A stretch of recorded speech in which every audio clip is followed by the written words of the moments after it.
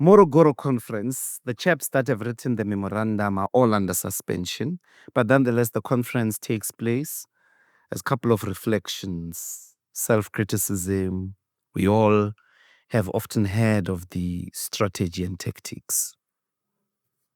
National Democratic Revolution, I think, is prominently featuring in the ANC official documents.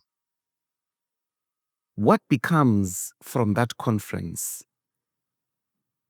a plan or a strategy to improve the armed struggle? There's two important decisions made by the Morogoro conference which set the future of the next phase of the armed struggle. One of them is that the delegates agreed to establish a revolutionary council, and what's important about that is that it's a non-racial structure. Why that matters is that previously, the reason why the Congress Alliance had a Congress of Democrats, South African Indian Congress, is that members of other races were not allowed to be part of the ANC. It was about preserving the African nature of the revolution. With the Revolutionary Council, members like Joe Slovo and Yusuf Dadu are now able to become part of this structure, which is given a specific mandate of responding to the internal criticisms by this council. This council is tasked with advancing the struggle within South Africa. That's a specific mandate. That's important. And it is tasked with advancing the struggle within South Africa in terms of the other important decision of the conference, which is the adoption of the strategy and tactics paper drafted by Joe Slovo principally, which inter alia, it begins by saying the South African struggle is part of a global shift towards socialism. So it identifies the ANC explicitly with that camp. It brings them into the Cold War, for want of a better word. That's in a sense, you can't not be part of the Cold War if you're receiving Soviet and Chinese communist training, but this becomes part of the official ANC strategy and tactics paper. And the other important part of the strategy and tactics paper is it deals with the issue of how to get armed struggle going. And it says that we need to reconsider the mix of political mobilization and military action. And this general sense is that the ANC needs to be more preoccupied than it has been in the past about political mobilization. This would have been 8 years of the Umkhondosis, if I'm not mistaken, maybe 61 to 69, it's 8 years. They've had 2 missions which have ended without concrete results. So in the actual criticism in the memorandum, the Honey memorandum, up until that time, the ANC is conducting the armed struggle in a very, very African nationalist way, because they're working within the networks of African nationalists within the continent. Nyerere, Kaunda, Sesego, to name a few. I'm getting at the point that seemingly Morogoro represents precisely a point at which that particular commitment to really be distinct from the Communist Party, to be distinct from, we are influenced and driven and by whites. That sort of comes to an end, so to speak, with this formation of the Revolutionary Council and the now major participation of sort of non-Africans, so to speak. Is this more or less a correct reading? No, let's complicate that a lot. Firstly, MK is a formation of the ANC and the South African Communist Party, essentially a joint project as far as that is concerned. And also, we've had the situation where the most advanced military training is in communist countries. Already. When we speak about Ambrose Makiwane, he gets the nickname of Mbobo Hosepipe And what that is about is that he actually starts inflicting cuts on ANC members who've come from exile because they start bringing this Sino-Soviet split into the Congo camp. They start having Maoist Soviet disputes. They split themselves into camps, you know. And it's about who's the real communist, because the Chinese trainees start saying, we have the true path of guerrilla warfare and you've got this conventional Soviet. It's very thickly So there are impregnated. camps, You know. factions rather. And it's not communists here, nationalists there. In a way of proving yourself to be the purest nationalist is by proving your willingness to fight. And it's communist doctrine and ideas, much more than what Africa is offering. So if we speak about Egypt and Ethiopia, that's not really where the cutting edge of military training is. It's very heavily impregnated with the Sino-Soviet split. And there's an if we speak about they're getting the idea of the Ho Chi Minh Trail, they're getting sort of global ideas about the world is splitting into these camps and we're part of the freedom fighters. So I wouldn't go there. I mean, if we were to go to Palestine and we were to go to the exiled Palestinian camps in Jordan and we were to go to the Popular Front for the Liberation of Palestine, it wouldn't be we're Arab nationalists, no, we're communists. I think amongst freedom fighters, it's that we're revolutionaries. We respect Castro. We respect Mao. We're not anti that. Agreed. The other thing then which I think you should speak to before we move from Morogoro is the criticism of the personal lifestyles of the leadership. One, you characterized it earlier as Thabo More, who is Joe Modise, sipping wine and all of those things. But there is this criticism that Hani and them come back to the camps, they are not debriefed, they are not even welcomed, they say in the memorandum, by the leadership. And they find the situation as if these people had given up on the struggle. But then they go for the children of the leadership who are either in South Africa or in Europe. The second one is a criticism of the students who we know to have been sent by the ANC in exile. There is a student contingency that includes, I think, Mandosha Msimang, Thabo Mbeki, and others that is sent to Europe, different universities, to go and study. Mbeki is engaged in student politics and he's mentioned in this memorandum. That is a bogus youth leader. Second part of the criticism. Third part seemingly relates to the weaknesses of the Secretary General to provide any political report about the situation in South Africa, but also a situation where there is no internal interaction. The leadership, no one in the leadership has not even ever been to South Africa. So they decry a sort of delinking of the activity in exile to the activities in the country. It would seem to me that then there would have been some form of how are we going to correct these things? In light of the summary of the memorandum, why don't you take us to after Morogoro to maybe the period of the speech or the broadcast of rendering the country ungovernable in 1983, I think. Barely has the ANC managed to feel as though it's got itself back on track after the Morogoro conference when Julius Nyerere's government throws a curveball, basically says, you've been in the camps for so long that you're now constituting the threat to the security of the Tanzanian government. If you don't infiltrate South Africa within 2 weeks, we're going to reclassify you as refugees, and that would have meant the liquidation of the struggle. If they had infiltrated all the cadres within 2 weeks, that also would have meant the liquidation of the struggle, because relating to what you're saying, all this pressure to be infiltrated, the test has been run in 67 and 68. If you throw these cadres over the Zambezi River, they're not the local contacts, there's not the infiltration routes.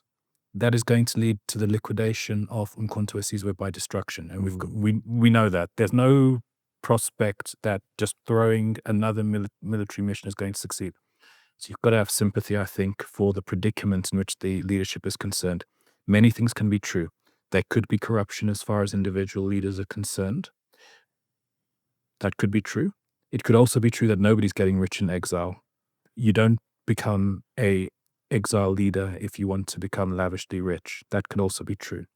What is also true is if we look at Melissa Armstrong's history of the health department of the ANC in exile, people in the camps are suffering malnutrition-related diseases. So people can be stable as far as receiving a salary. They're not rich. We're not talking about Aristotle or Narcissus or whatever the standard is of lavish richness, but they can be leading a stable existence and their kids can be receiving an education, not Harvard or Stanford, but fine. And that can be completely of a different scope and scale and standard to what is happening with the cadres in the camps. And that could be, all of this stuff can be true. And I think it probably is true. What the ANC starts developing during the ANC is saved from liquidation by the Soviet Union, which sends a letter to Nyerere's government and says, we're willing to take the whole Umkhonto we Sizwe on a refresher course. And so what you've got is that they go to the Soviet Union in 1969. During 1969, there's a development of an operation which is known as Mother, and what that is about developing naval infiltration. Another case for the mitigation of the MK commanders. We speak about the Wankie Sipililo campaign. We speak about another campaign, the third one in 1968. I've mentioned that one. But there's another one, which is an attempt to launch a naval infiltration, and that involves Bifana Matthews Ngobo, Temba Lamini, and one other. And they are stowaways on a ship called the Clan Ross. They actually manage to get to South Africa. They get to the KwaZulu region. Some of them meet Mangosuthu Buthelezi, but they're arrested also in 1960. So they're trying by land and sea. What Mother is an attempt to, okay, we're blocked by land. We've tried to get through Mozambique, hasn't worked. We've tried to get through Rhodesia, hasn't worked. Botswana, we don't want to link that again. And in August 1970, there's Flag Boshielo. He leads a group of 4 MK cadres. He's an ANC NEC member. He tries to lead a group of 4 through the Caprivi Strip. They try to get through Namibia. They get killed. August 1970. So there's a sort of iron curtain over land. You can't wish it away. You can't say, why aren't you sending us home? Because the ANC knows what happens. Their capacity that they've got is going to be destroyed. We speak about destruction of capacity. Why? I've spoken about how SWANU rather than SWAPU, they left. And ZAPU also, if we're speaking about the organizations which had the greatest credibility, it's ZAPU, which has, it's the ANC of the Zimbabwe struggle. Why does ZANU become the victor in 1980? Samora Michel goes to Joshua Nkomo. He starts liaison in 1969. You mentioned about how Malawi is not coming to the party as far as infiltration, but they do come to the party in 1969.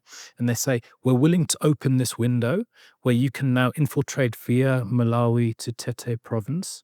Samora Michel goes to Nkomo and he says, this is a breakthrough. We can actually not be blocked in Cabo Delgado and Niassa. We can go through Malawi to Tete. Join us. And ZAPU response is, we haven't got the capacity. We've suffered such heavy casualties. And when we speak about imprisonment, death, and desertion as well, MK has lost a lot of its capacity. There just isn't the capacity there. I don't understand then, how do you not... maybe it's a discussion for another day. Today we are trying to lay out this history. I'm very suspicious of the memorandum. There's something that is not being said about what happened there. As you talk, as you keep speaking, it seems to draw such personalized but also extreme conclusions about the circumstances of the struggle or the possibilities of any form of success. Because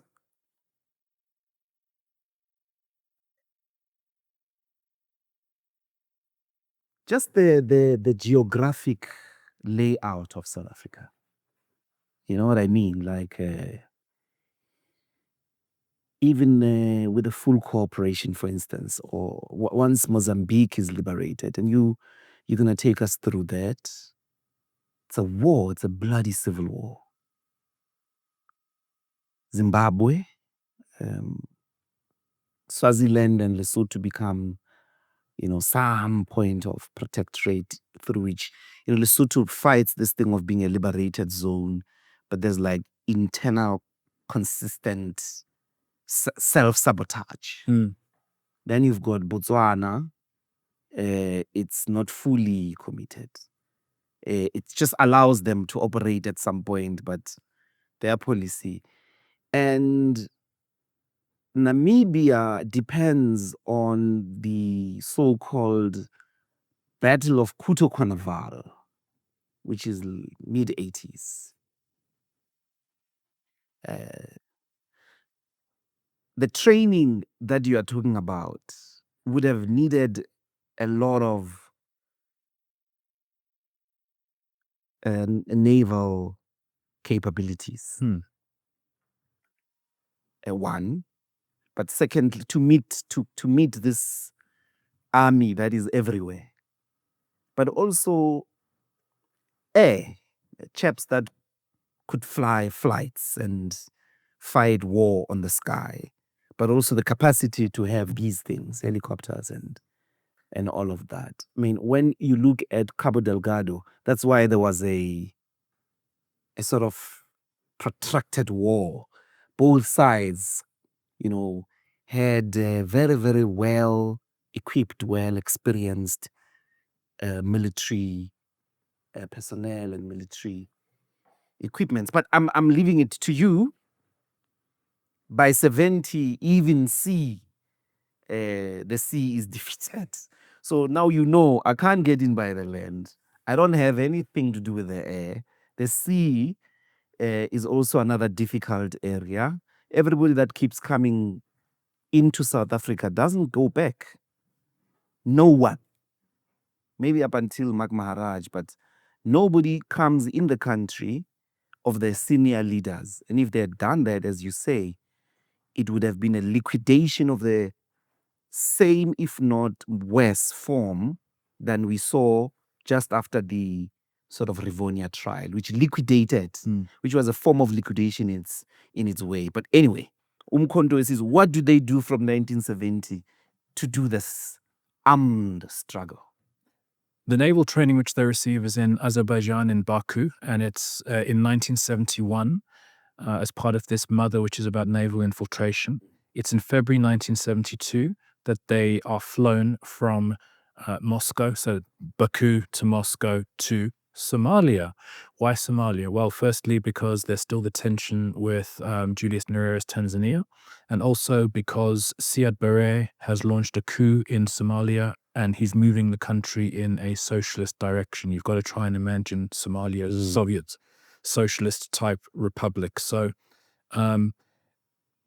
it's from there that they get a ship. It's called the Aventura, and what is called Operation J. It's about landing recruits in Port St. John's, and from Port St. John's, that's where the groups will branch off to the different regions that Joe Madisa had identified in 1965 for starting guerrilla warfare. So what the difference is between that and the Wankie campaign is that the Wankie campaign was to try and find a Ho Chi Minh Trail overland. The Operation J is about an Indian Ocean infiltration route. When we speak about the London Command, Joe Slovo, Yusuf Dadu and all the rest of them, Ronnie Castrals is also based there. They start recruiting members of the Young Communist League and also students, at the London School of Economics. And as white Westerners, they have camouflage in racist South Africa. So that's the story that has been told in the film and the book, The London Recruits. And one of them is the name of Alexander Mumbaris. He goes to Port St. John's and he starts reconnoitering the coastline. But the Aventura has technical problems and that Operation J fails. It leads into Operation Chelsea. And what Operation Chelsea is, it's about flying the recruits from Somalia to Swaziland. First iteration goes well because Mumbaris goes to Swaziland, picks up recruits at the George Hotel, drives them to the border. They cross the border. They get into South Africa. But 6 days afterwards, one of them surrenders himself to the police at Maclear in Cape Province. And that will the beginning of the end of that whole operation. And when Mumbaris goes to Botswana to drive 4 recruits over the border, he's arrested at the border because they've been penetrated. And that leads to the rounding up of the underground. So, as a result of that, the ANC has tried land infiltration, failed. Naval infiltration, failed. Air infiltration, flying them and then driving them across the border, that's also failed. So they're really at a loss. Ariana Lusoni and Maria Soriano have spoken about how now you've got ANC members who've been in exile for 10 years. They've taken on Tanzanian wives. They've developed family commitments. They're not really available for infiltration anymore. They've moved into a different phase of their life. The external army. Because Hani would have been 25 years, or he was in his 20s. 1962, he'd have turned 20 by 67 in Wangi. He's about 25 years. Yeah. I can imagine the chaps that were older than him. They are in their late 20s, early 30s. The leadership is, they were in their 40s. It makes sense. If you left in 63, by 1973, you've been there for 10 years and you have children now. Yeah. So something needs to change, and 3 things change. Number 1, under the Sabotage Act legislation, although it went up to death penalty, if you haven't taken lives, what you get is 10-year terms. Because the apartheid government is vindictive, it doesn't do parole or early release. So people who were arrested in 1963 are going to be released in 1973. Among them, for example, is Jacob Zuma, who was arrested just before the Rivonia raid on a convoy which was headed to the Botswana border. He's released in 1973. He comes out, he starts working with people like William Kanyile, Albert Lomo. It's about rebuilding the Natal underground. And what they do is they send one of them, Albert Lomo, to go to Swaziland. And it is in Swaziland that Lomo meets an ANC structure which exists around somebody by the name of Moses Mabhida. And what the ANC is also doing is it's trying to move its external leadership close to South Africa. And what that amounts to is that Thabo Mbeki, he was sent to Botswana, but then he went to Swaziland, and he's able to connect with this Natal underground. He meets up with Lomo and he forms a ANC structure there. Chris Hani is also now reintegrated into the ANC. He's deployed to Lesotho. What this involves is a beacon of hope for ANC, they're not ANC yet, young South Africans like Mosima Sehwale, Naledi Tsiki. They tried in the early 70s to contact, they're members of the Black Consciousness movement. If you know the macro history, obviously, the students movement, they're student activists. They tried to contact the ANC and the SARC early in the 1970s, couldn't find anything. In March 1975, when Thabo Mbeki gets located in Swaziland, that's the connection. That's the route out. So the underground starts reviving as a result of these people who are released. There's also in the Johannesburg area, Joe Barbie, who had been a part of that group before, Raymond Mhlaba, Wilton Mkwai, he's released and he joins this ANC Alexandra-based structure.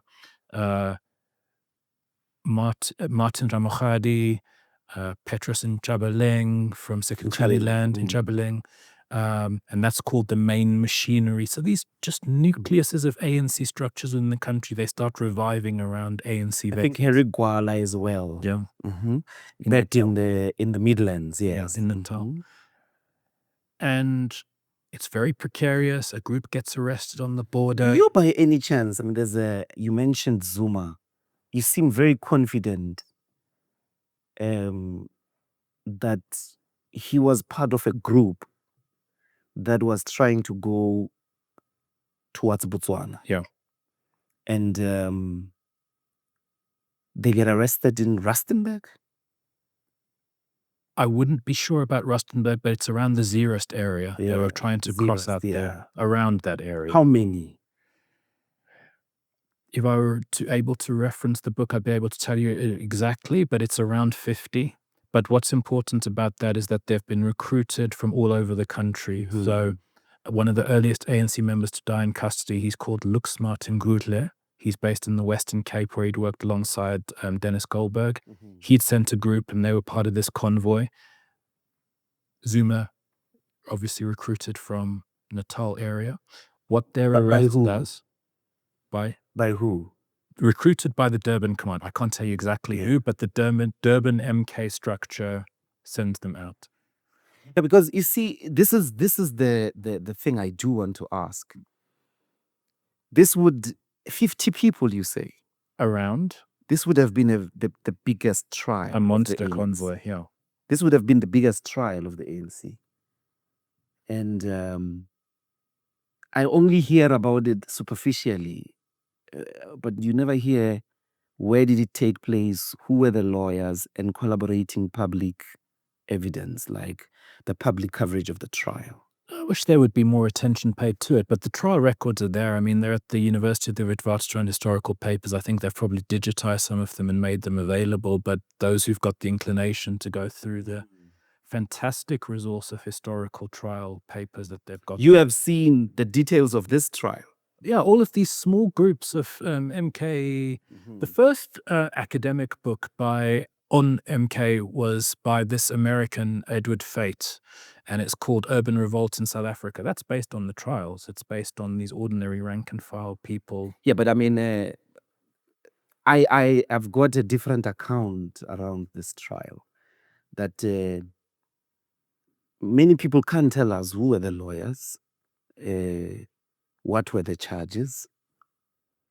You only know that they were sentenced. And 50 people, that's big. You've got photos of Rivonia trialists. You've got photos of treason trialists. You've got... you can't find evidence photographically of a 50-member trial of a contingent. No, it wouldn't have been the whole 50. It would have been them being tried in small groups and dribs and drabs. It's a tragedy for the archives of the liberation struggle that not all of the... For example, one of the photos which I took in the book was when we spoke about the group who met Mandela, who got trained in Ethiopia. One of them, there was a photo taken as they graduated after they'd completed their... That is one of the exhibits within the trial record. So there's incredible. I wish there'd just been more captured. I think it's a case that it just simply hasn't survived. These are small local trials in all over the country. In 1963. 64, 65. That's when they would have been tried. But it's an incredible... So he would have been arrested in 65 since he came out. Sentenced in 65 since he came out in 74. I think he was... No, he served a 10-year... He served 10 years. And I stand to be corrected. I think he would have been arrested, convicted, tried in 63, served 10 years. I know he's definitely out in 73. I don't think they would have let him out. And then he's under so-called those conditions for 2 years. You can't go anywhere. Blah, blah, possibly, blah. Yeah. Quite possibly. Okay. I mean, there's a debate around the circumstances because some people who have had sight of the same archives can't find the records of that trial. His particular one, maybe. Yes. Okay. Yes. I mean, that's why I was like, have you seen it? The actual records of the trial in which here is a trial of Zuma. The judge said this. The lawyer said this. Evidence was led. I think they're there. I think they're there as far as I can recall. I think that there was a Natal trial. Now, you see, the book, some of the books say he was trialed at the Palace of Justice, not Natal. I'd have to verify. Here in Victoria. But that's the thing, you know, I was, maybe we will together try and do this on the side, find some of these trials and specifically the controversy around this specific one. So 75, there is an open corridor in Swaziland. It opens up and it closes in March 1976 because there's a group which is recruited in Natal. They escape from custody. Mark Gavissa's Thabo Mbeki biography tells this quite well. A group which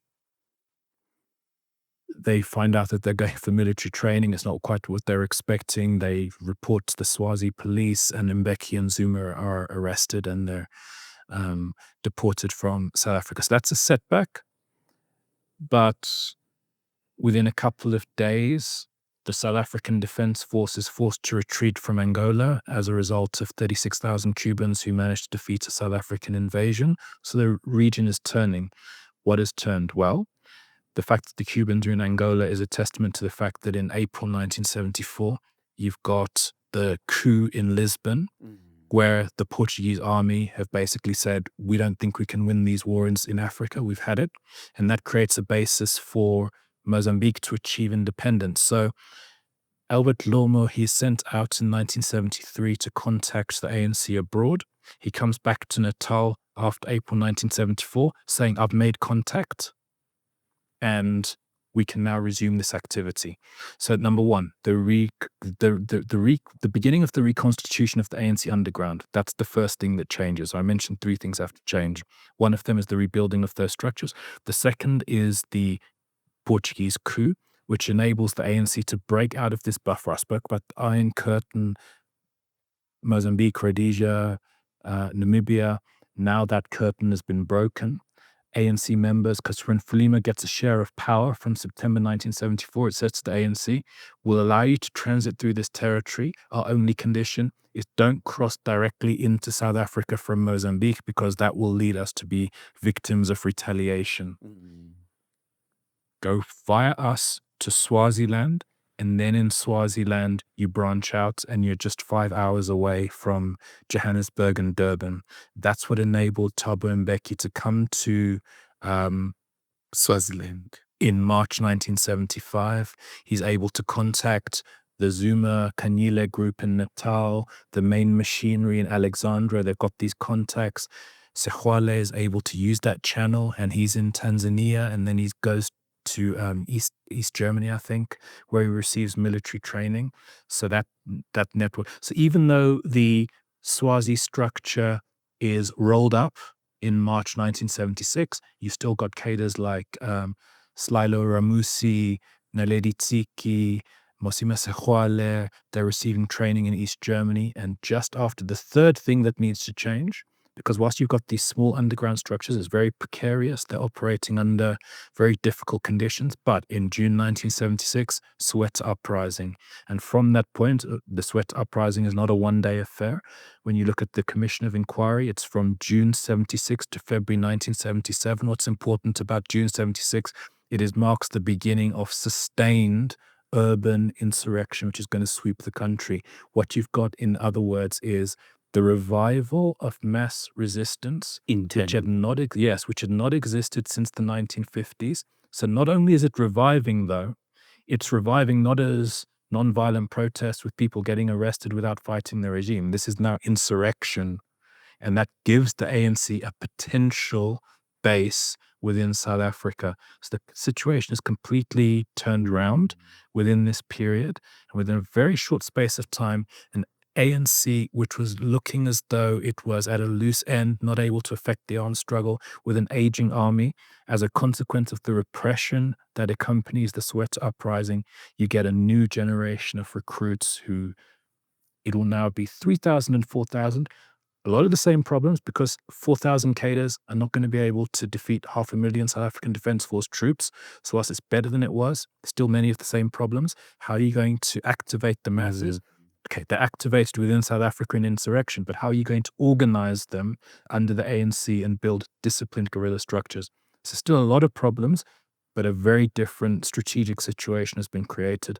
And now the South African government is on the retreat. And as we know, with the benefit of hindsight, it's a retreat that they're not going to be able to stop. So that's the importance of what happened from around 1973, the rebuilding of the internal underground, 1974, the collapse of the buffer, 1976, from small underground units to mass internal insurrection. Next stage of the struggle, how is the ANC going to respond to this? How does it respond to this new situation? Please proceed. I was wondering as well, around the 70s, another important thing are the Durban strikes. Yeah.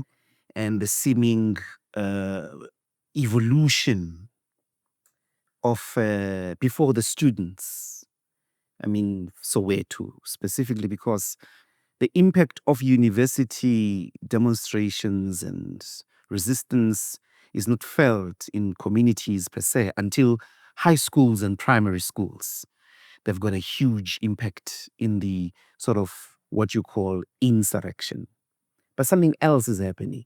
The trade union movement. From 1973 Durban strikes, you've got your initial organizations, NUMSA, the CIW, and ultimately they culminate in the commission that gets formed and legalizes trade union organization in the late 70s. Is it Vieham Commission, 78? How did that as well, like the trade union movement, have impact in the armed struggle? Many of the people who are involved in the underground are unionists. For example, Kanyile and other members who are operating around Jacob Zuma in Natal, they are trade unionists. Also, many of the activists in Alexandra, they are linked to the trade union movement as well.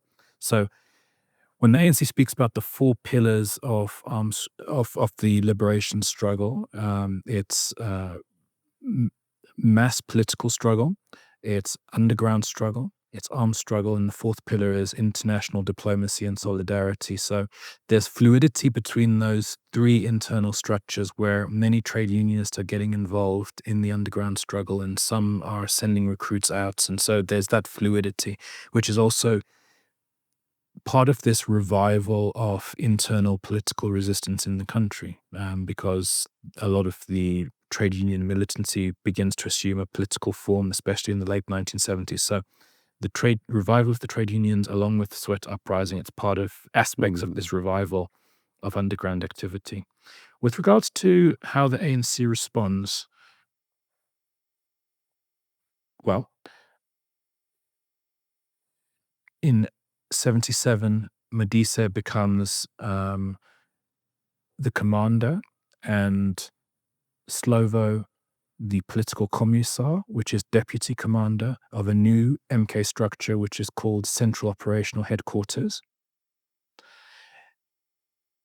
Madisa gets responsibility for what the ANC calls its Western Front, which is infiltration via Zambia and Botswana. A problem they have is that whilst Rhodesia is down, it's not yet out, and that makes it difficult to operate there. Whereas Slovo gets responsibility for Mozambique, Swaziland, and that corridor. Those Eastern Front and Western Front commands are given responsibility of adjacent zones of South Africa in which to start armed struggle. And therefore, on the Eastern Front, we get the Transvaal and Natal machineries. There's a Transvaal urban machinery and Transvaal rural. and also Natal urban and Natal rural. A problem that the ANC faces in this new phase of struggle is illustrated with one of the most famous MK cadres, and his name is Solomon Mahlangu. He is a member of the Transvaal Urban, which is commanded by Slylo Ramusi. They are infiltrated in 1977 to conduct operations around the first anniversary of the Soweto uprising. What happens is at a Soweto taxi rank, somebody asks to just see their bag. It's a plainclothes policeman, and then they split, and then that leads to a whole incident at the Gosh Street warehouse in Johannesburg, where it's not Mahlangu, but it's his colleague. Just a hair trigger incident. He goes into a warehouse and there's these 4 white men having coffee, and there's a sort of hair trigger incident, and he opens fire and he kills 2 of them. He's eventually unable to stand trial because he's beaten to a pulp by these men when they overpower him. And Mahlangu is arrested in a warehouse, just a few back. What I'm telling you is, it's just a nonsense, innocuous incident. But if you're infiltrating into a situation where you have not got people to provide you logistical support, housing, and transport, you've got a problem. The ANC's response to it was to send people to areas which they knew. In other words, you've got contacts there. But then you've got problems, which is when you arrive there, you've been missing for a year or so, and you suddenly return. People say, okay, I didn't know. Hey, welcome back. People know you. And the South African police, what they do is they develop, and Jacob Lamini has written a book about it, it's called The Terrorist Album. Literally, terror suspects, if somebody within this age profile, military age, has gone missing without a trace, you put them in this album.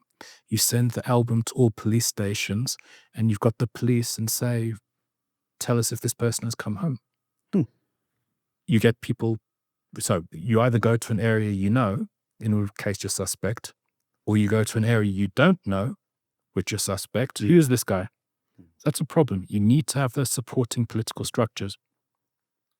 I'm sorry if I'm taking too long, but what the problem that develops is MK, whilst the conditions for escalating the armed struggle are improved in the late 70s, it starts suffering high casualties because it hasn't got the supporting political structures.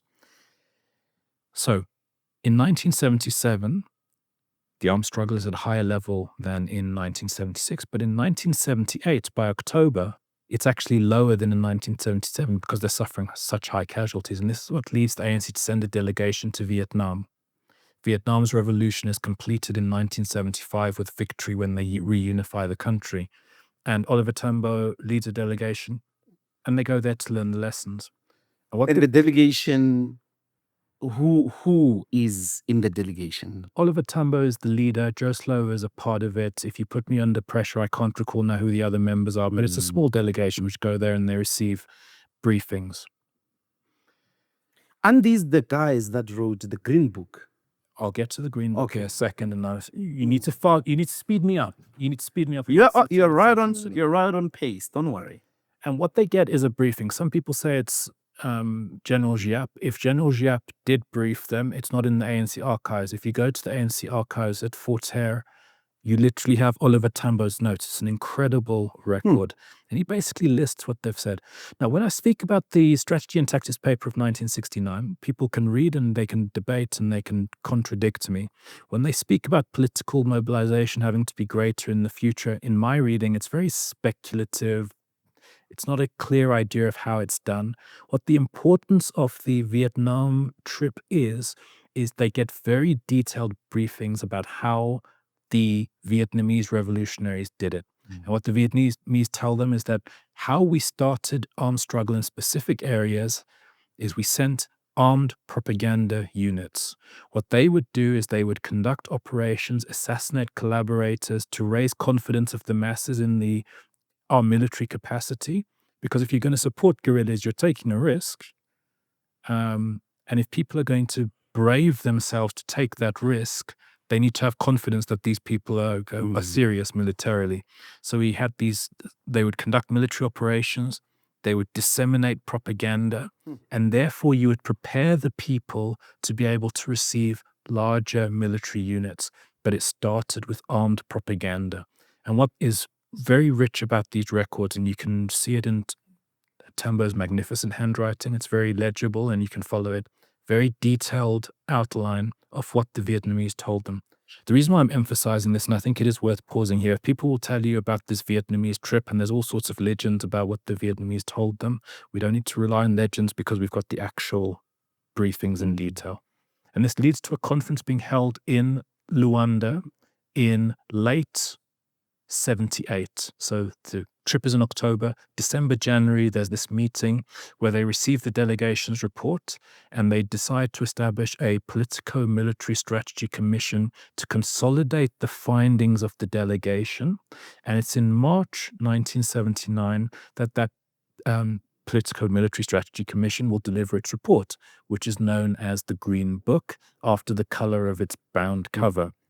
And that basically contains a recommendation that what MK should focus on if it's going to build a sustainable armed struggle is armed propaganda in which operations are not aimed at directly targeting the enemy, not military combat, but armed propaganda to prepare the masses to be able to support guerrilla units. So what does armed propaganda then unfold as? It would seem to me is the stage of the 80s. Absolutely. So what does it constitute, this armed in propaganda? terms of specificity, there's the establishment of the Solomon Mahlangu Special Operations Unit. It's after Solomon Mahlangu, who is executed by the state in April 1979. And it's around August 1979 that Joe Slovo is given command of this unit, Special Operations Unit, which has a specific mandate to undertake armed propaganda. The first operation of the Solomon Mahlangu Special Operations Unit, it's June the 1st, 1980, when they target Sasol complexes in Secunda and Sasolburg, two areas. One of them fails because the drones which they target are non-inflammable, but then the other one, it causes the largest inferno in South African history. And in terms of propaganda impact, you've got the pictures of the flames being broadcast, being reported in London, the Daily, the Times, the Telegraph. So it's making global headlines, spectacular operation. And that starts to create this impression that the ANC is on a roll and it's moving forward and it's advancing. Another important operation is the anti-republic campaign, because what the ANC, the government tried to do was celebrate 20 years of the republic, and it was going to be in 1981, obviously. And what the ANC does is, let's hijack this and let's make it a counter festival, counter celebration. And you've got MK units, they enter the country, they distribute pamphlets, they organize military operations. The ANC views this as being one of their most successful operations. And ANC looks as though it's on a roll. In August 1981, you've got on the 13th, remember I spoke about the Battle of Inyatua, which started the Wankie campaign in 1967. On the 13th of August, it's time to coincide with that, what the ANC calls Wankie Day. MK unit led by Bani Molokwane, member of the Special Operations Unit, they target the Witwatersrand military headquarters of the South African Defence Force with grenade launchers. They try and attack it in that way. They cause some damage there. So ANC is creating spectacle with regards to its military operations. It's generating headlines. It's generating buzz. It looks as though this is an army which is developing in an increased capacity. But then there's obviously the response and the retaliation of the ANC, of the South African government regime. Yes. 2 days after the Sasol raid, a group led by Dirk Coetzee, He's a unit which is headquartered at Vlakplaas Farm. They launch an attack in Swaziland, where they kill basically 2 civilians in targeting a couple of houses. And then also in January 1981, there's the Matola raid, where a South African Special Forces unit targets Special Operations Unit's headquarters. Muntu Mokhabudi, who's Slovo's deputy, he's killed in an attack on the Special Operations headquarters.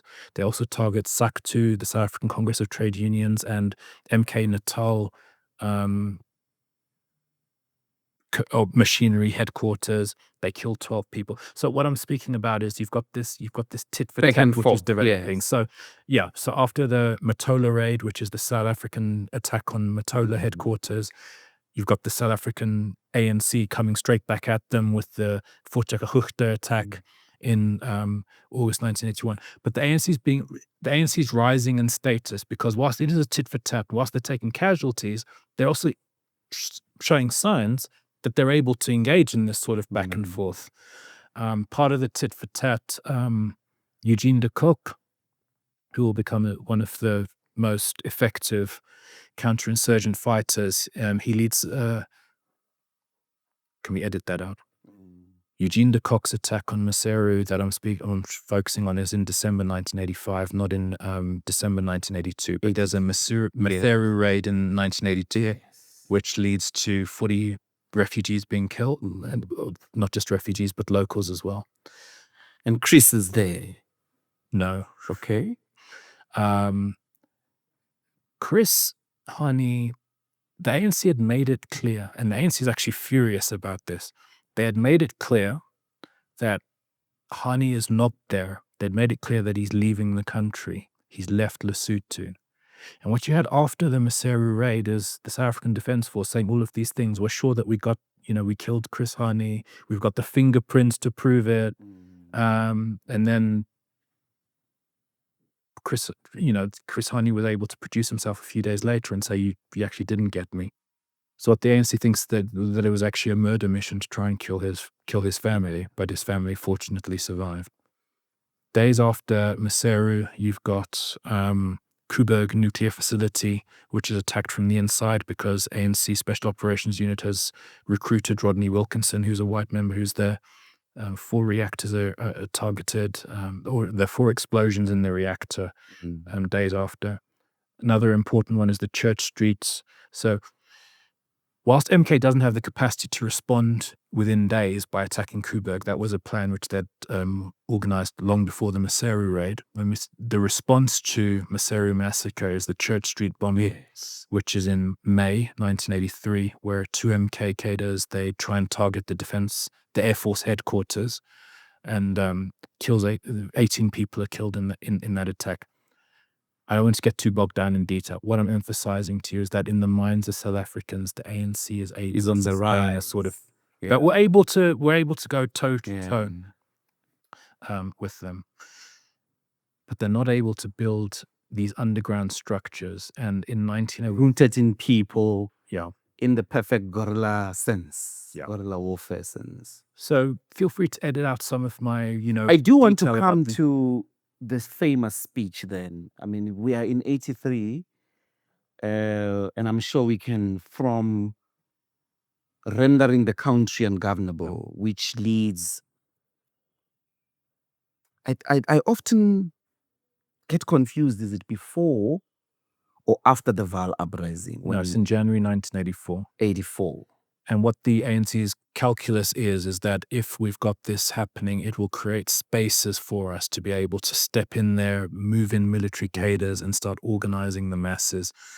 But the ANC realizes there's a problem. In 1983, the Politico-Military Commission replaces the Politico-Military Council replaces the Revolutionary Council, and it delivers a report that November.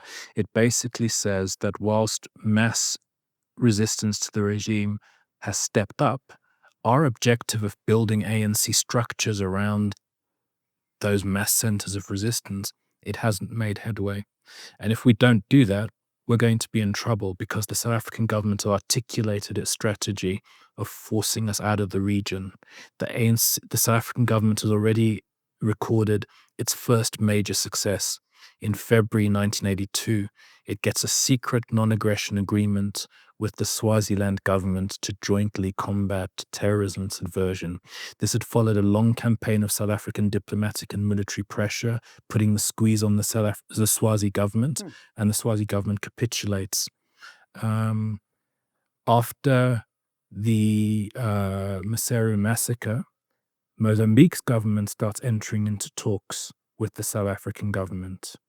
After Church Street bombing, South African Air Force retaliates a couple of days later by targeting Matola, airstrikes. After that, the Mozambican government moves MK cadres to Nampula province in the north. Basically, it's, because Mozambique is also facing the Renamo insurgency and the country is in a state. And whilst Tambo introduces the January 84 render the country ungovernable speech, in March 1984, the negotiations between the Mozambican government and the ANC will reach finality with the Nkomati Accord. And that's a non-aggression pact between Frelimo and the ANC. And that's a huge setback. It's a huge setback, yeah.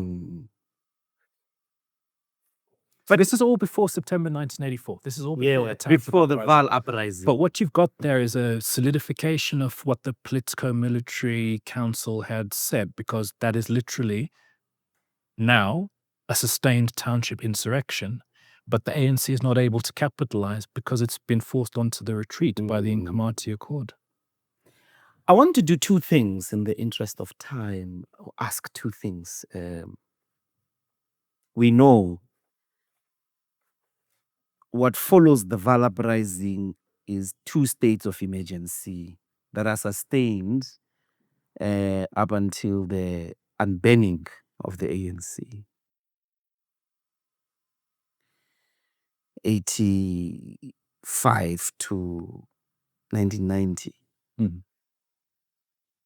Which is a huge achievement because the state of emergency basically gets defeated.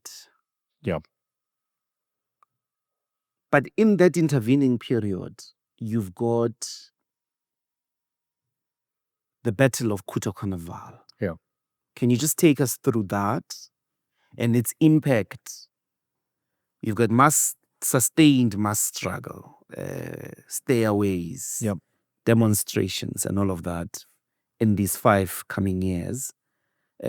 Proper propaganda. You've got UDF, COSATU. You've got the mining strikes. There is sustained mass action internally. What impact did the Battle of Kutokanaval have on the South African struggle, and was there any form of involvement of Umkhonto weSizwe?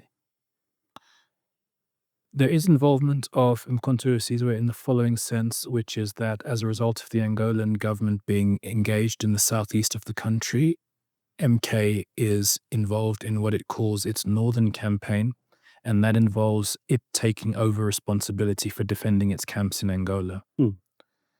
Now, the fighting in the southeast of Angola involves an attempt by the Angolan government to defeat Jonas Savimbi's UNITA. South Africa intervenes and forces that attempt back at the Lomba River, and they go back to Kutokanaval.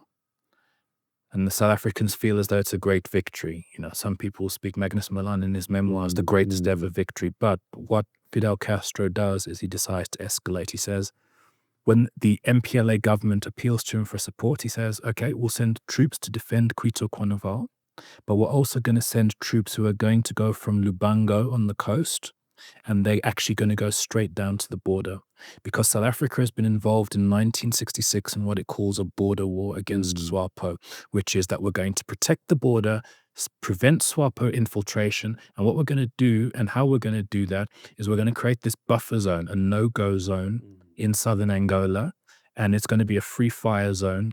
And South Africa has actually occupied Angola since 1981. It's what's called Operation Protea.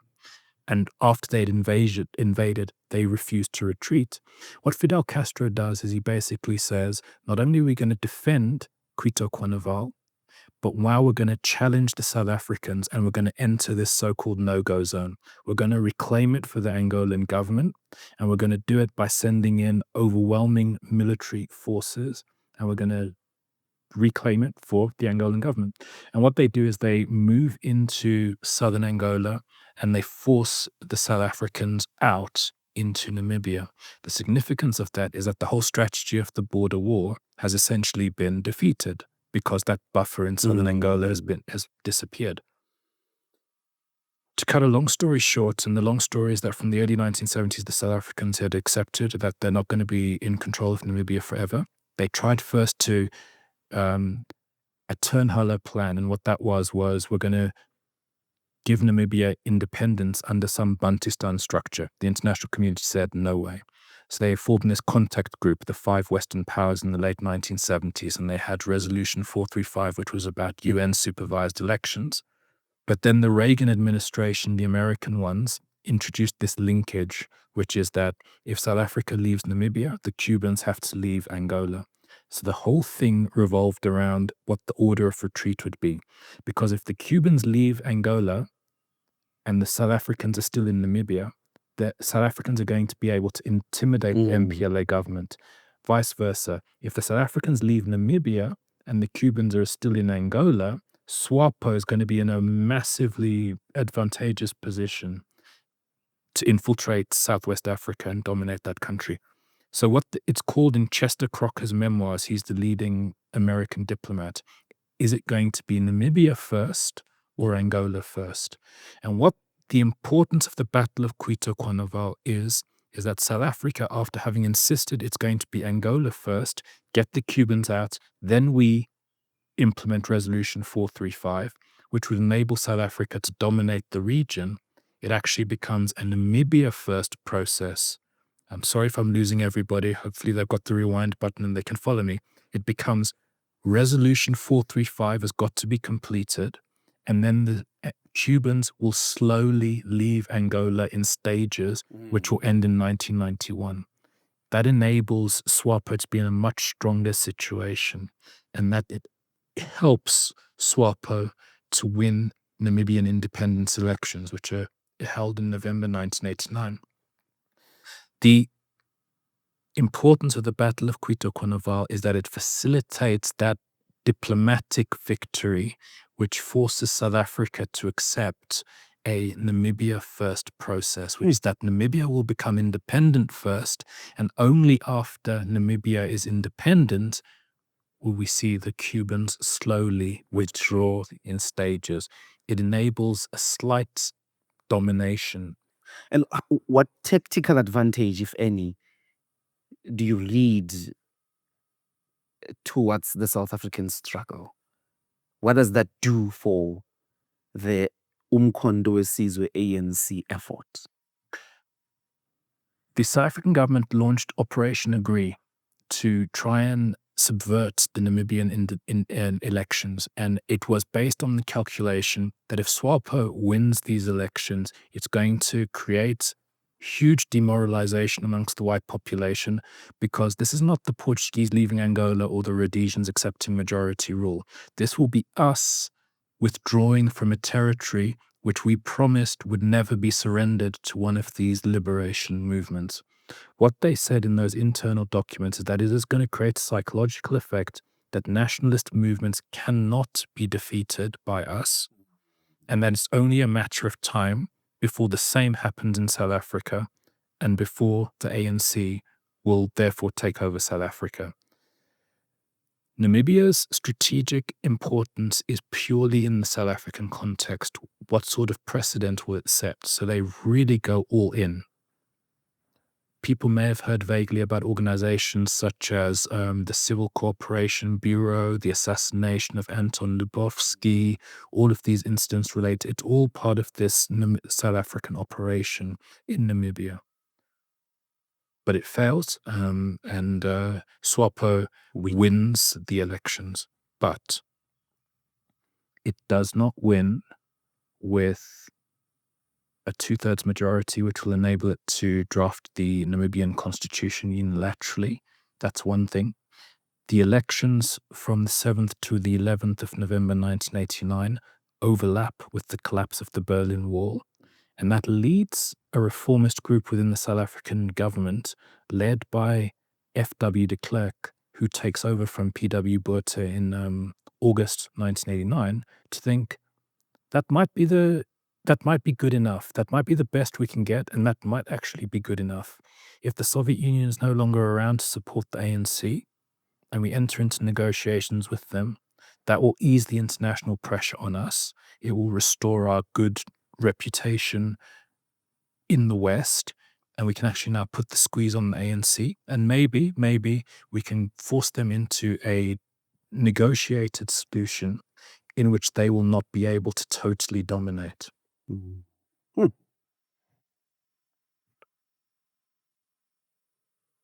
Let's come back to the last missions before 1993 December.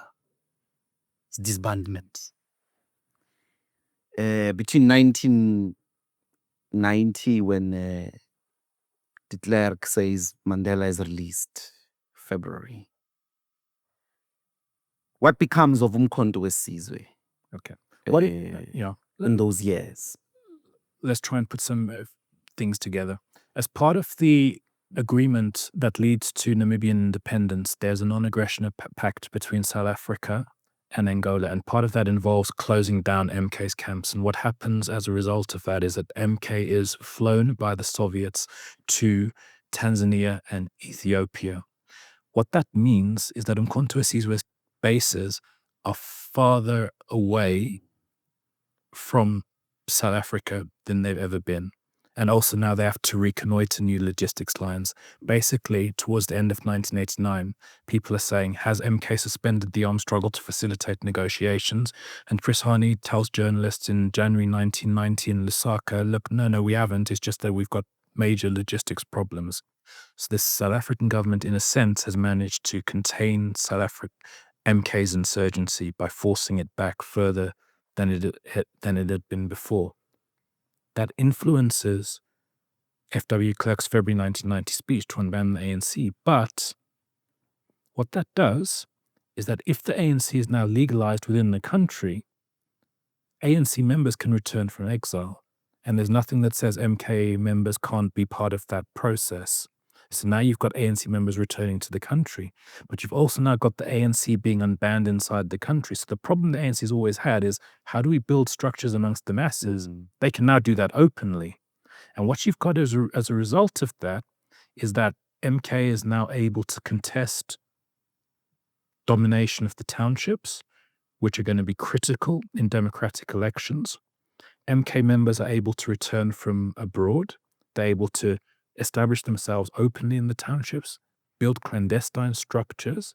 Chris Hani, in May 1990, meets underground structures within the country, and he says, keep going, because we still not sure whether we can trust F.W. de Klerk. And what is a consequence of that? Some people, like Thula Simpson, he wrote his thesis on People's War of Umkhonto weSizwe, and it ends in 1990. Did you just refer to yourself? I just referred to myself, and people will sometimes speak about the armed struggle as having ended in 1990. It did not end in 1990. As Inkatha will tell you, that after 1990, the bloodiest phase of the armed struggle began. And whilst there is cachet for a narrative which said it's all the third force, it's all the state and Inkatha against hapless civilians, Inkatha will be able to show you the bodies of hundreds of Inkatha councillors who are gunned down, AK-47s, which is a sign that the capacity of MK to escalate its kinetic violence has been transformed. The armed struggle enters a new phase after February 1990, and it's a much more violent phase because the ANC has succeeded in reaching a stage where the whole security force apparatus for containing the armed struggle has now been dismantled. And the ANC is now able to contest control of the townships under much more favorable conditions. than it has in the past. And we've got this leading to an escalation of violence on a scale that's not been anticipated previously. And the significant and decisive moment of the negotiations happens in the second half of 1992, because in the first half, the ANC pulled out after the Boipatong massacre. In 1989, F.W. de Klerk had promised the country that within his 5-year term, he's going to negotiate an inclusive solution. He's going to engage in negotiations which will provide justice for everybody. If you're reaching the end of 1992 and you've barely begun negotiations over a new constitution, this process is at the risk of failure. And it's at that point where the government decides to readjust its strategy, and it prioritizes reaching a negotiated settlement with the ANC, with the idea that with the government, with its authority within the white population, and the ANC with its authority amongst the black majority population, if they're on the same page, they can drive this process through.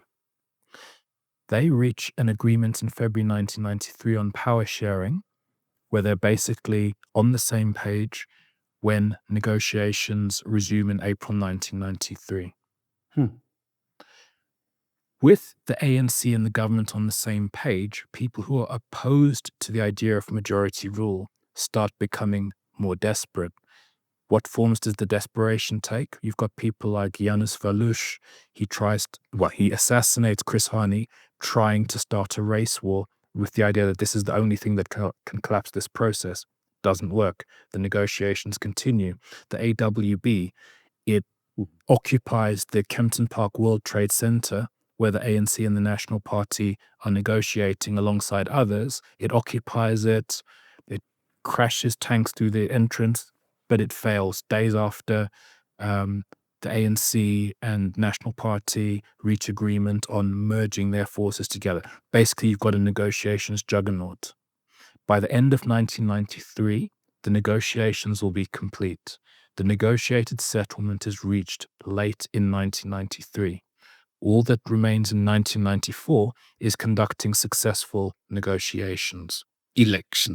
Successful elections, that's right, in April 1994. The successful conclusion of the negotiations enables MK to organize a final parade in December 1993. It's going to be the last one as a liberation army. What will happen after that is that MK members are going to become part of training for what will become the South African National Defence Force. South Africa enters the election campaign. And what you've got in the early months of 1994 is the collapse of the coalition of organizations which had been formed to try and oppose those negotiations from happening successfully. Maybe as a concluding, then, this is elaborate. I imagine that we still have a lot of details left out, but our audiences have gotten a picture. You can read further. 2 claims as an expert on this subject. This bloody war, 1990, some say up to 96, constitutes a violence in the history of the ANC's Umkhonto weSizwe. And this violence claimed more lives of black people, proportionately much higher than those of the enemy. But it, in this elaborate 1961 to 1993, what is that, 30 years? Umkhonto weSizwe killed more black people than it did white people. What's your reaction to that? Of course, in the country, there are more black people, but the idea there, which I think you get, you can't run away by saying, well, proportionally, there are more black people in the country than this is an army that is liberating black people. What do you make? Firstly, is it something you would say is true? And secondly, what do you make of it? I would run to the question in the following way, which is that from the time of Theophilus Shepstone onwards, the system of white minority domination in this country has always rested on some form of what was then called indirect rule, which is governing the African majority through black proxies. And when we speak about the Vaal uprising of September 1984, who were the main targets? They were black councillors. It's this idea of eliminating this buffer without which the whole system cannot endure. So if you're targeting apartheid structures because of the way the system works, you are going to be targeting black, for want of a better word, so-called collaborators. This does not mean that I'm getting into some slippery slide argument of saying that Inkatha was merely or purely or superficially a collaborationist organization. What I would be saying is getting into the ANC's mindset is that looking at the situation of the early 1990s, they would say you cannot separate Inkatha from the power structure in the following way. What I'm saying is this. The ANC by the early 90s has come to the conclusion that the white government has realized that exclusive white minority rule is simply a no-go. It's not going to be sustainable. They have to find a new solution. What they're trying to do, according to the ANC, is co-opt black organizations. And according to the ANC, what they have found in Inkatha is a plausible black organization, which is going to be pliable to a whole set of policy prescriptions, which are going to stop short of pure and absolute liberation. The whole concept that the ANC advanced of a third force is literally that secret elements within the South African white state apparatus are plying Inkatha members and creating a situation where they can engage in violence against ANC supporters to prevent true emancipation. The ANC's calculus is what you can't say that, you can't define it that there's a sort of black organization and the ANC is just engaging in what the state would call black on black nihilistic violence and they've lost sight of the regime. They would say that there is now a plan for a modified system of white domination. It manifests itself through the third force. And if we're going to break this system and if we're going to break that structure, we need to win this war for the control of the townships, and that's why we need to target there. I know that a conversation happened where Madiba picks up that the head of the military, I always forget his name, they've now gotten a plot to disrupt the elections. Constant Viljoen. Maybe. I don't remember the name.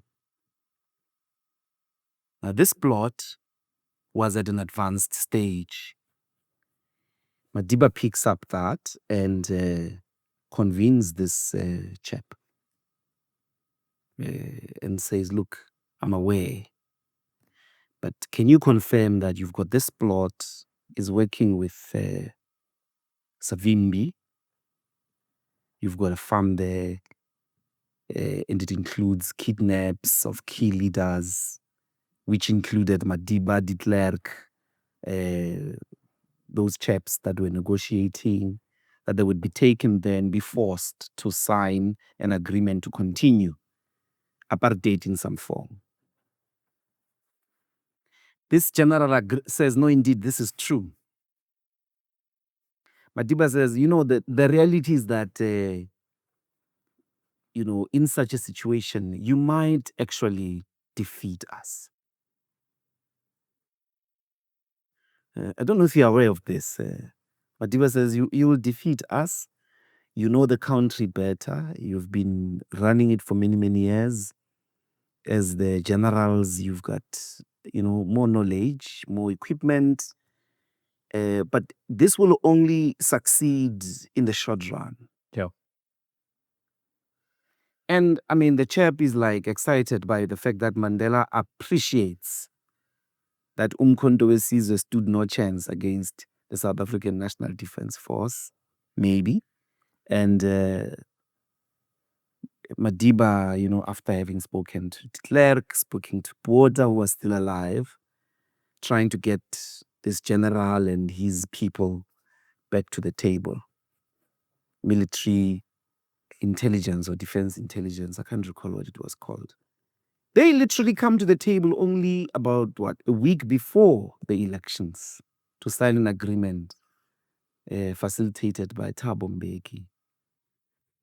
This is the final act, as it were, of a military neutralization that sees a largely peaceful military uninterrupted 27 April election in which the ANC takes a majority. And many people argue, is Madiba magic? But my final invitation is for you to make this final reflection about that final act of the leader, the founder of Umkhonto weSizwe, finally being on a table with his greatest enemy and seems to defeat him with a stroke of a pen. I'm not 100% aware of that story. I couldn't tell you whether it was the former SADF chief, Constant Viljoen, who's involved in the Afrikaner Volksfront, or George Mering, who would have been the final SADF chief.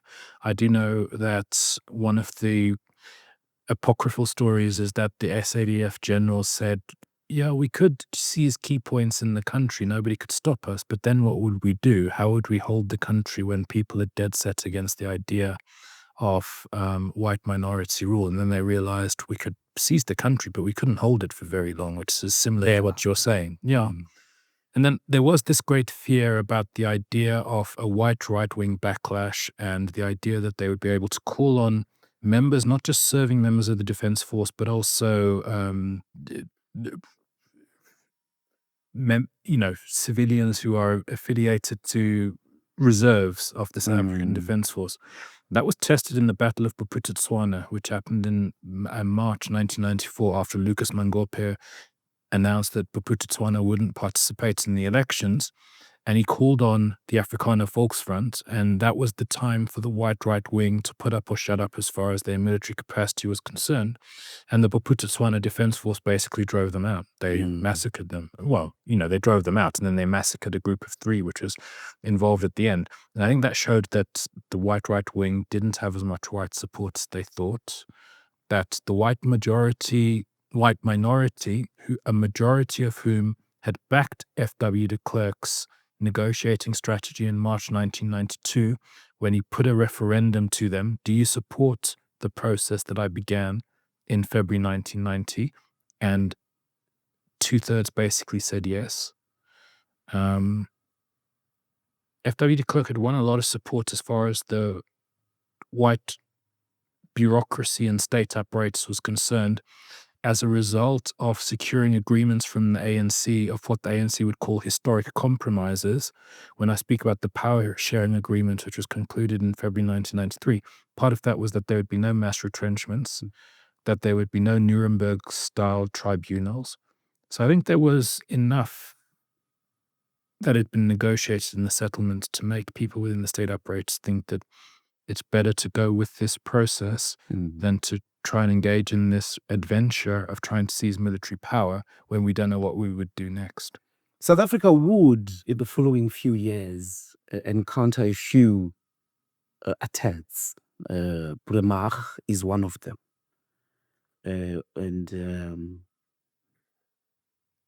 We have a few minutes, so there's some people who are fantasizing now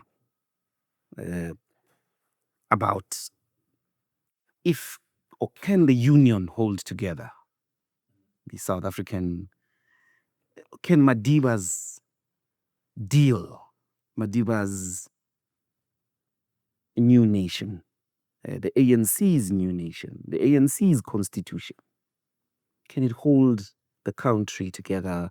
Can the country hold together? Many are saying maybe we are facing another big test. And within that big test are ambitious, military motivated people who are fantasizing about a military takeover, an insurrection, a revolution. Maybe to constitute, I don't know what, maybe to remove BEE laws or transformation laws or employment equity laws, make sure that there's no land expropriation. I don't know what else they want, which they don't have on the one hand.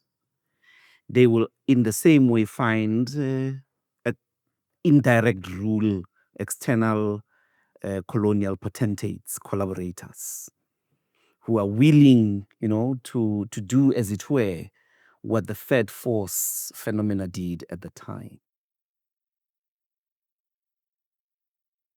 Do you think we might face that on the one hand?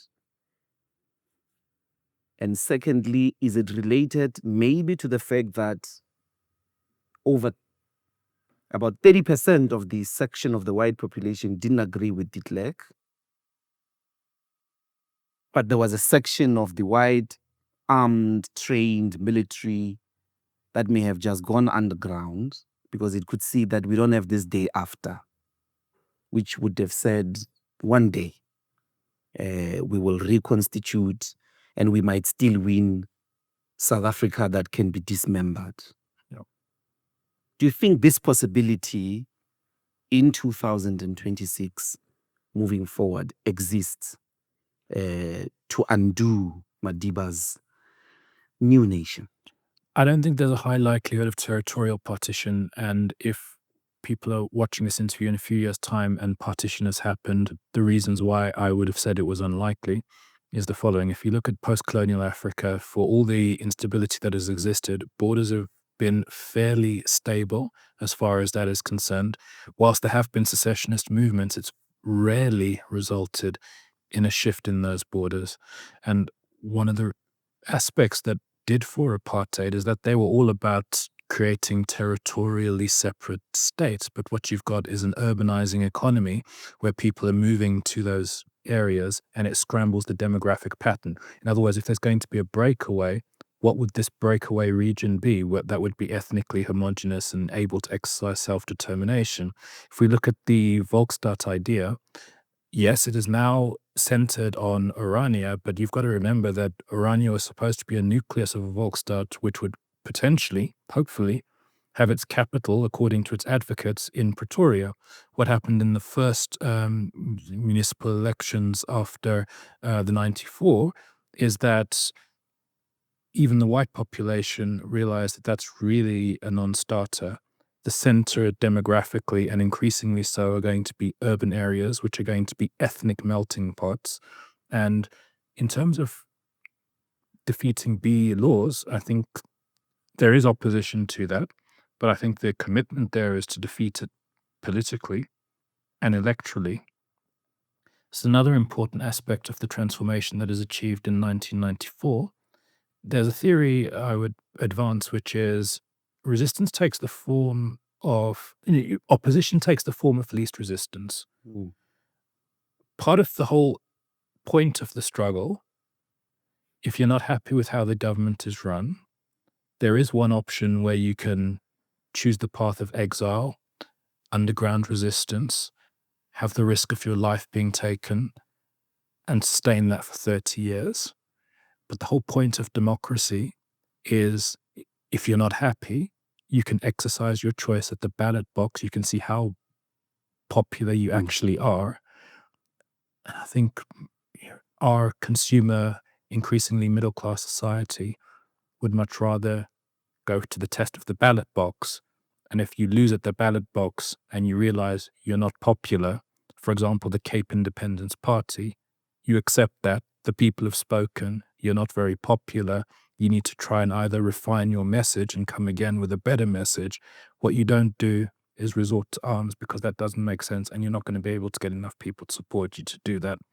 So those are the reasons. So if we're speaking in a few years, if you're watching in a few years' time and the South African state is broken up into its fragmented parts, and you've had white people who are willing to go to the bush and fight for some rural homeland and it's been successful, the reasons why in 2026 I thought that was not likely are for the reasons I've explained. I don't think that's a high likelihood. It's possible, but it's not likely. It's not possible. No. It's not likely. Thank you so much, Professor. It's been a great pleasure. I'm sure it will not take too long for us to reconvene.